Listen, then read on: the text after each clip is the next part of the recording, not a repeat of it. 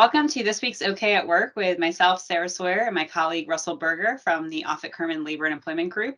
And this week we are talking about a hot topic, which has been a hot topic, I think, for a while, even pre-pandemic, but talking about job hopping and career hopping, as they put it.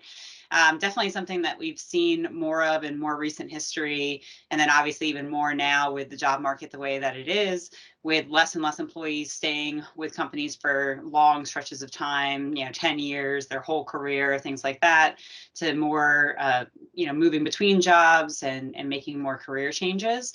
So definitely something that we spend a lot of time talking with our clients about, as far as how to retain employees, but then just also how to kind of deal with that culture. And I, recently read an article about this that I thought was pretty interesting, examining kind of the 2-week notice period and then what employers can do with job hoppers and career hoppers. I think it made some interesting points about being thoughtful in your approach with employees, starting from the time you hire them versus trying to address the issue once kind of the ship's already left the harbor there and it's already, everything's off and running, and maybe an employee is disgruntled and not giving you their max output and you don't know it, and they're looking for jobs, and kind of some different ways to handle that. What are your thoughts on the two period and some different ways to do that, Russell? Yeah, no, I thought that article was interesting because you're right. We've been talking for a while about the Great Resignation and recruitment and retention, and we've said employee engagement is one way to address, to increase retention. Um, but we haven't gotten into a whole lot of details about what that actually looks like. And I thought kind of, something you had shared was pretty insightful on that, because basically what it was saying is, by the time you get to the 2-week notice, I mean, someone's going to hang around for another 2 weeks after they give notice. Best case, they're like 50%, engaged. They're just wrapping up loose ends. They're collecting the paycheck for those last 2 weeks, and maybe you need them to tie some things up before they go, but not a super productive 2 weeks. But I thought one of the key takeaways was, well, if that's the case in the last 2 weeks, like, it's probably been headed towards that for a long time. And so it's not just those 2 weeks where, okay, fine, I can deal with that. Not much is happening, but whatever. I need to pay for the transition. It's the month or 2 months or 3 months or 6 months leading up to that where the person's job searching, where the person's becoming disinterested, becoming less engaged.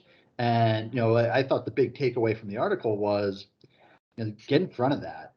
When we talk about having open door culture, but you actually have to live that, and you have to seek that out. And not everyone's going to come forward just because the door is open. So it's more, I would say it's more of a check-in culture than an open door culture. What's going on? What can we do better? How do you like things?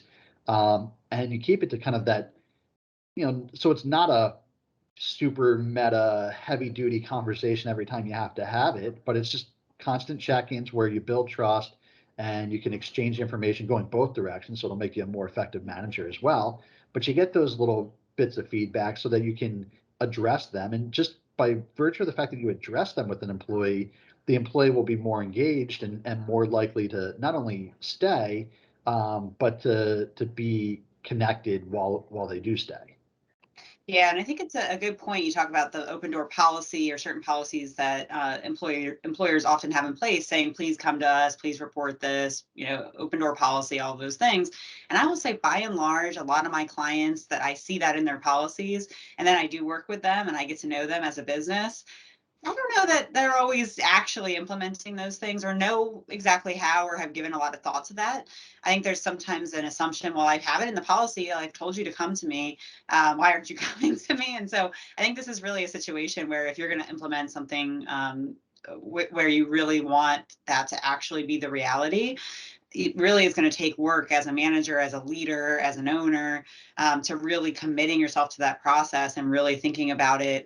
Because I think people can tell, we're perceptive as human beings, most of us. So I think people can tell when companies really mean it. And a lot of it is, I think, erasing that fear of coming to management.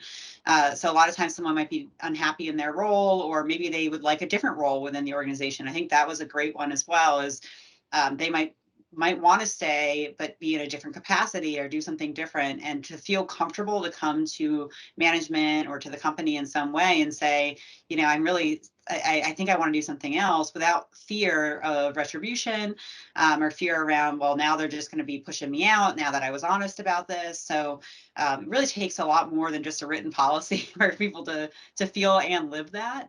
But that's a really good way that I think people can maintain their employees and good talent without losing them to other companies, for sure.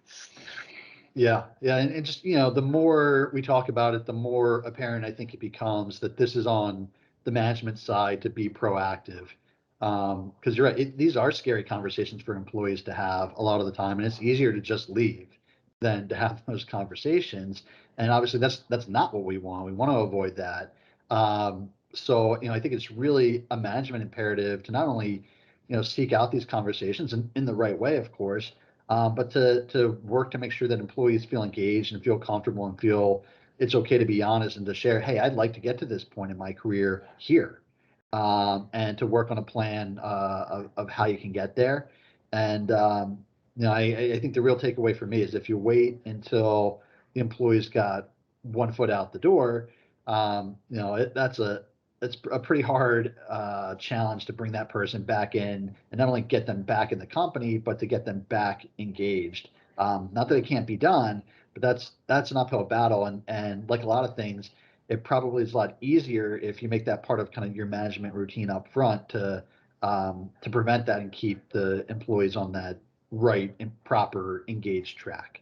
Yeah, and there's always a cost to people leaving. So it's a mental cost. It's probably a lot of people's least favorite part of their job as a manager or as an owner. So, you know, if you're able to retain people and have less of that, then that's the best case scenario for sure. So, well, thanks, Russell, and we'll see you next time. Thanks, Sarah.